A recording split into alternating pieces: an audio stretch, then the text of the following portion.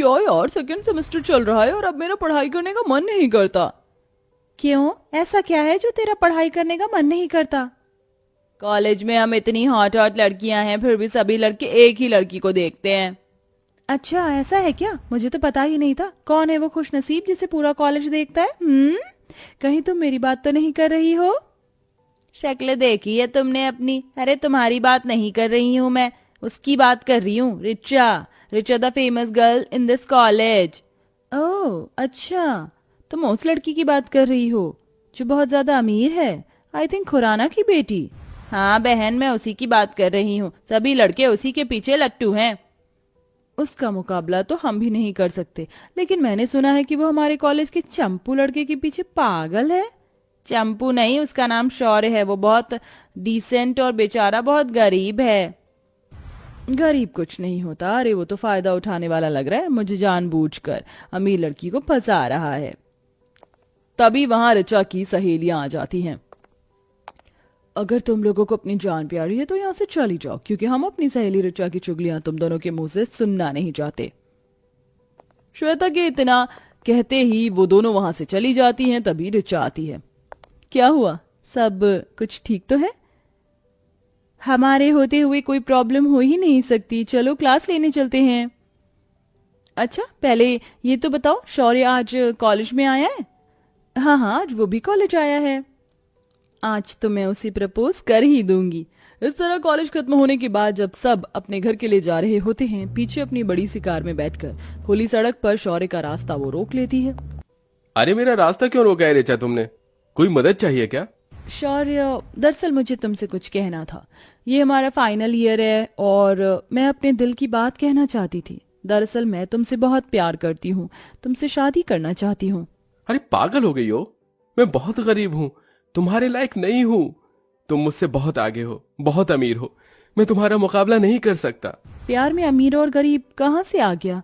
मैं तुमसे सच में बहुत प्यार करती हूँ। मैं तुम्हारे बिना किसी और की नहीं होना चाहती। मुझे मना मत करो। क्या तुम मुझसे प्यार नहीं करते? मैं तुम्हें पसंद बहुत करता हूँ, कहीं ना कहीं प्यार भी करता हूँ, पर इस प्यार की कोई मंजिल नहीं। तुम मेरा हाथ तो थामो, सब कुछ ठीक हो जाएगा। मैं तुम्हारे साथ गरीबी में भी खुशी से रह लूंगी। ऋचा ऐसा कहकर शौर्य का हाथ पकड़कर उसे अपने घर ले आती है, जहां वो उसे अपने अमीर बाप से मिलवाती है। डैड, ये शौर्य है। शौर्य, ये मेरे डैड है। डैड, मैं शौर्य को पसंद करती हूँ। अच्छा तो ये बात है। तो बेटा तुम कितना कमाते हो? कौन सी एमएनसी कंपनी में जॉब करते हो? जी मैं अभी ग्रेजुएशन कर रहा हूँ। ग्रेजुएशन के बाद विदेश जाने का कोई प्लान? कौन सी कंट्री में जाओगे? कहाँ कैसे रहोगे? अमेरिका ऑफ ऑस्ट्रेलिया या लंदन? तुम्हें पता है ऋचा की आगे की पढ़ाई में ऑस्ट्रेलिया से करवाने वाला हूँ। डैड, आप ये सब क्यों बोल रहे हैं? मैंने आपको सब कुछ समझाया था ना। ये दो कौड़ी का आदमी तुम्हें कभी खुश नहीं रख सकता ऋचा। मेरी बात मानो, इसका ख्याल अपने दिमाग से निकाल दो। मैं तुम्हारी ऑस्ट्रेलिया की टिकट करवा दी है, अब आप आगे की पढ़ाई वहीं से करेंगे। नहीं डैड, मैं शौर्य से प्यार करती हूँ और उसी से शादी करूंगी। अगर आपको ये रिश्ता मंजूर नहीं है तो ना सही। ऋचा ऐसा कहकर शौर्य का हाथ पकड़ती है और उसे अपने महल जैसे घर से बाहर ले आती है। ये धन दौलत, ये ऐशो आराम मैं आज त्यागती हूँ। क्या तुम मुझे अपने लिए स्वीकारती हो? ऋचा की ये बात शौर्य के मन में घर कर जाती है। इसके बाद वो उसे एक मंदिर में शादी करके अपने साथ अपने घर ले आता है। माँ, माँ कहाँ हो आप? माँ देखो कौन आया है। अरे क्यों चिल्ला रहा है? माँ मुझे माफ कर देना, आपको बताया नहीं। ये ऋचा है, आज से ये आपकी बहू है। अरे तू घर पर बहू लेकर आया है, रुक जा, पहले मैं बहू का गृह प्रवेश तो करवा दूं। सरिता ऋचा का गृह प्रवेश करती है, लेकिन घर के अंदर आने के बाद ऋचा को घर में बहुत गर्मी लगती है। हे भगवान, यहाँ तो कुछ भी नहीं है, ना कूलर है ना एसी है, सिर्फ ये कटक कटक करने वाला पंखा है। ऋचा के चेहरे से पसीने टपकने लगते हैं।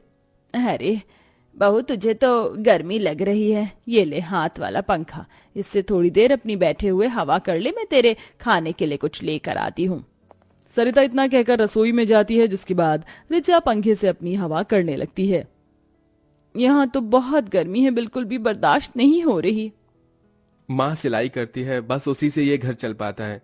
लेकिन तुम चिंता मत करो, जैसे ही मेरी नौकरी लग जाएगी तो घर में एक कूलर लगवा दूंगा। ऋचा ये सुनते ही अपने मन में सोचती है, मेरी सास इस घर को चला रही है और मेरा पति जैसे तैसे करके अब नौकरी ढूंढेगा।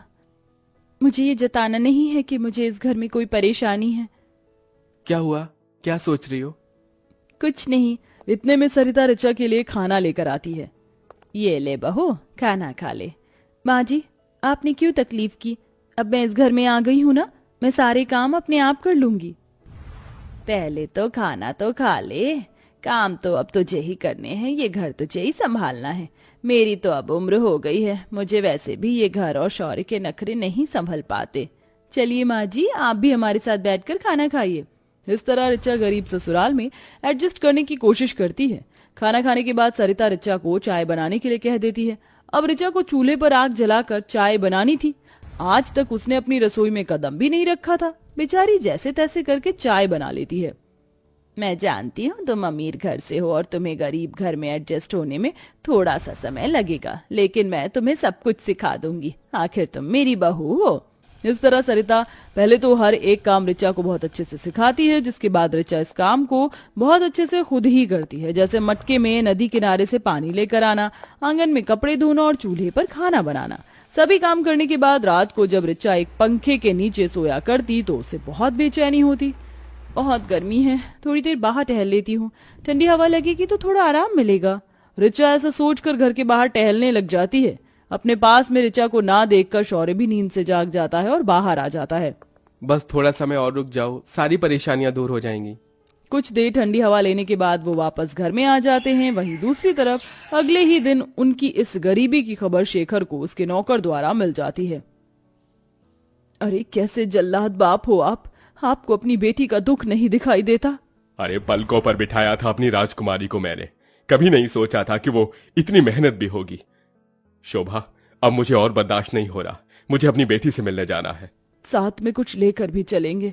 इस तरह शेखर और शोभा अपने साथ कुछ गर्मियों का सामान, दहेज के एक तोहफे के रूप में फ्रिज, एसी जैसा पूरा सामान पैक करवा कर एक ट्रक के साथ अपनी बेटी के घर पहुंचवा देते हैं और खुद अपनी पत्नी शोभा के साथ अपनी बेटी के ससुराल आता है, जहां वह अपनी बेटी को गर्मी में इतनी मेहनत करते हुए देखता है।